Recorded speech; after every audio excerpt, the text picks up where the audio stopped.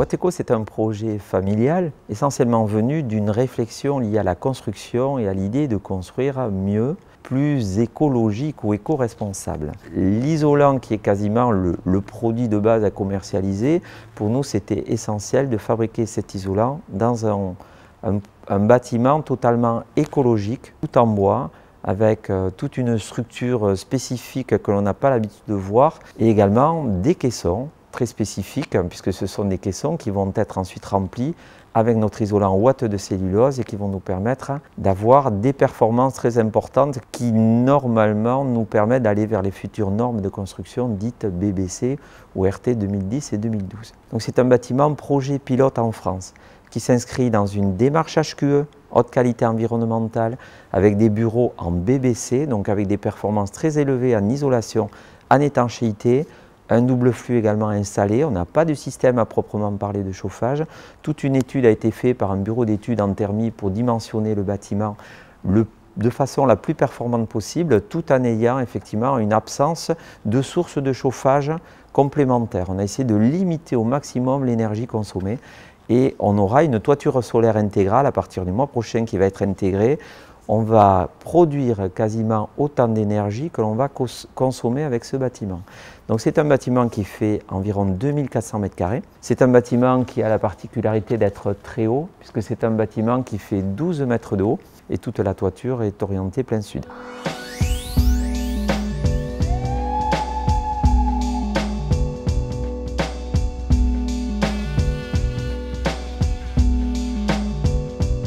La ouate de cellulose est fabriquée à partir de papier, donc de papier journaux propres qui sont bien souvent des invendus ou des journaux qui sont récupérés dans ce qu'on appelle des gisements. Donc à un moment donné, vous pouvez avoir des journaux personnels à la maison que vous amenez à un moment donné dans un centre de tri ou dans une benne spécifique. Les journaux arrivent à un moment donné, sont récupérés par un recycleur, reconditionnés en balles et vous retrouvez les balles de vos papiers journaux amenés ici. Donc par rapport au produit fini, le papier représente 90% de la matière, puisque le produit est constitué à 90% de papier journal et 10% de sel de bore. Le sel de bore est un produit très utilisé dans l'industrie, également pour les traitements, en particulier pour les bois. Mais le sel de bore est souvent utilisé contre les insectes et également c'est un résistant au feu. Donc ça nous permet d'avoir un classement de produits. En mélangeant avec 10% de sel de bore, on a un produit classé au feu aimant.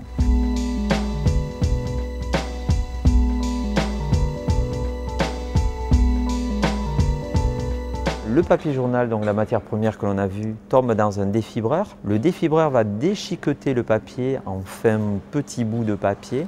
Le papier va être envoyé ensuite en direction d'un cyclone à travers un tube. De ce cyclone, on enlève une partie de poussière. Le cyclone fait retomber le papier dans un réservoir et du réservoir, on va avoir un brassage avec des bras qui va mener le papier vers un tapis roulant. Sur ce tapis roulant, tous les 80 cm, le papier est pesé, le sel de bore est rajouté et le haut du tapis roulant amène à ce moment-là sur ce qu'on appelle un raffineur. C'est le même principe que le moulin qui va moudre le blé. On va écraser très fortement à sec le papier avec le sel de bore.